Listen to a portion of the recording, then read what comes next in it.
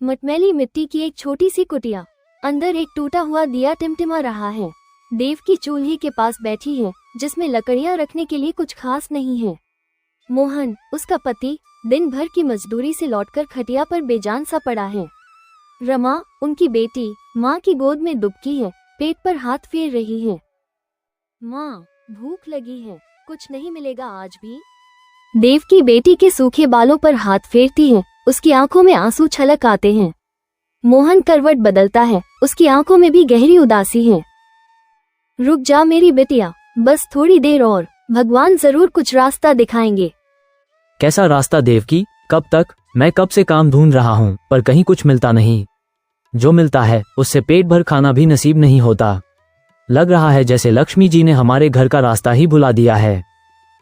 ऐसा मत कहिए स्वामी, लक्ष्मी जी केवल धन की देवी नहीं है, वो सुख, शांति और समृद्धि की भी प्रतीक हैं। हो सकता है हमारे कर्मों में कोई कमी रह गई हो, या शायद हमारी परीक्षा ले रही हो, पर हमारी भक्ति पर कभी संदेह न करें। भक्ति से पेट नहीं भरता देवकी। इस बच्ची को देखो कैसे सूख गई है, मन करता है सब कुछ छोड़ दूं। नहीं स्वामी, हिम्मत मत हारिए, हमें बस एक सही मार्गदर्शक की आवश्यकता है। मैं सुनती हूँ कि हमारे गांव के बाहर वन में महर्षि मार्कंडेय का आश्रम है। वे त्रिकालदर्शी हैं, शायद उनसे हमें कोई उपाय मिल सके। महर्षि? उनके पास जाने का किराया तक नहीं है हमारे पास, और वे हम जैसे दीनहीन लोगों से क्यों मिलेंगे? आस्था से बड़े कोई साधन नहीं होते। कल प्रभात होते ही मैं उनके दर्शन करने जाऊंगी, आप चिंता न करें।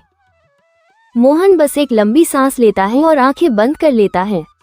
देवकी अपनी बेटी को सीने से लगाती है, उसकी आंखों में एक नई उम्मीद की किरण जगमगा रही है। अगले दिन सुबह देवकी नंगे पांव मीलों चलकर महर्षि मार्कंडेय के आश्रम पहुंचती है। आश्रम का वातावरण शांत और पवित्र है। चारों ओर यज्ञ की सुगंध और मंत्रों की ध्वनि घुल रही है। देवकी सहमी हुई एक कोने में बैठ जाती है। थोड़ी देर बाद महर्षि मार्कंडेय ध्यान से उठते हैं और अपनी शांत दृष्टि चारों ओर डालते हैं। उनकी दृष्टि देवकी पर पड़ती है। आओ पुत्री, मैं तुम्हारी प्रतीक्षा ही कर रहा था, बैठो। देवकी आश्चर्यचकित हो जाती है।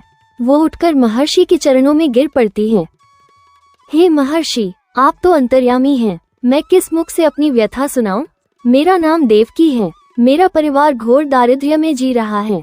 मेरा पति निराश हो चुका है और मेरी पुत्री भूख से बिलखती है।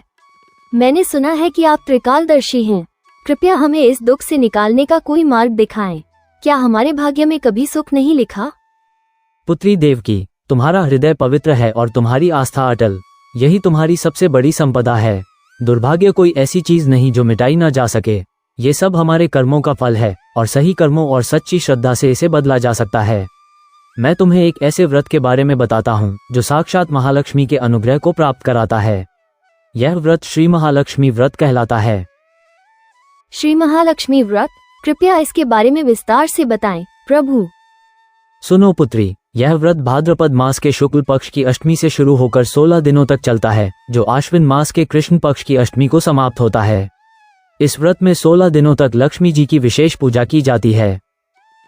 16 दिन? क्या मुझे हर दिन व्रत रखना होगा? नहीं पुत्री, तुम चाहो तो हर दिन निराहार रह सकती हो, पर यदि शरीर साथ न दे तो केवल अंतिम दिन व्रत रख सकती हो, और बाकी दिनों में एक समय फलाहार कर सकती हो। मुख्य बात है श्रद्धा और नियम। इस व्रत में प्रातः काल उठकर स्नान आदि से निवृत्त होकर स्वच्छ वस्त्र धारण करें। अपने घर के पूजा स्थान को शुद्ध करें। एक चौकी पर लाल वस्त्र बिछाकर उस पर महालक्ष्मी की प्रतिमा या चित्र स्थापित करें। एक कलश में जल भरकर उस पर आम के पत्ते लगाकर नारियल रखें और उसे स्थापित करें।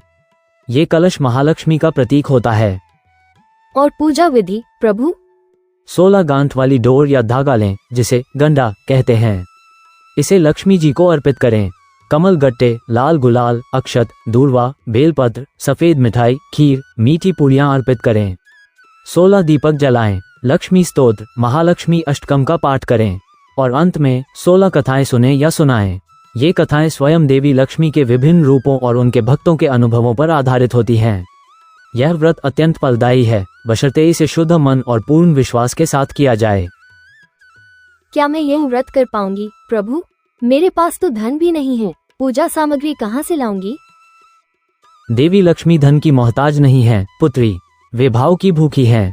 तुम्हारे पास जो भी उपलब्ध है उसी से करो। एक दीपक, एक पुष्प, जल का एक लोटा यदि सच्ची श्रद्धा से अर्पित किया जाए तो वह सब कुछ है। मन में निर्मलता और संकल्प की दृढ़ता आवश्यक है। जाओ पुत्री, तुम्हारा कल्याण अवश्य होगा। महर्षि अपनी आंखें बंद कर लेते हैं। देवकी उनके चरणों की धूल माथे से लगाती है। उसकी आंखों में आशा के साथ साथ एक नई दृढ़ता भी है। वो जानती है कि उसका जीवन बदलने वाला है। देवकी ने महर्षि के बताए अनुसार अत्यंत कठिन परिस्थितियों में भी महालक्ष्मी व्रत किया। उसने जैसे तैसे पूजा सामग्री जुटाई, एक एक फूल और दीपक अपने हाथों से बनाया। मोहन ने भी उसका साथ दिया, हालांकि वो अभी भी संशय में था। आज व्रत का अंतिम दिन है। देवकी ने पूरे दिन निराहार रहकर कठिन तपस्या की है। कुटिया में अब पहले से अधिक स्वच्छता है।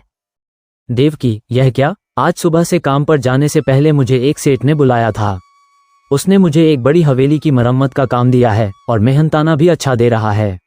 वर्षों बाद ऐसा काम मिला है। देखा स्वामी, मैंने आपसे कहा था ना, महालक्ष्मी हमारी प्रार्थना अवश्य सुनेंगी। यह उन्हीं की कृपा है। धीरे धीरे देवकी के जीवन में परिवर्तन आने लगते हैं। मोहन को लगातार काम मिलता है और वे अच्छी कमाई करने लगते हैं। कुछ महीनों में उनकी जीर्ण शीर्ण कुटिया एक सुंदर छोटे घर में बदल जाती है। रमा को स्वादिष्ट भोजन और सुंदर वस्त्र मिलते हैं। घर में सुख शांति का वास होता है। धन संपदा आने लगती है।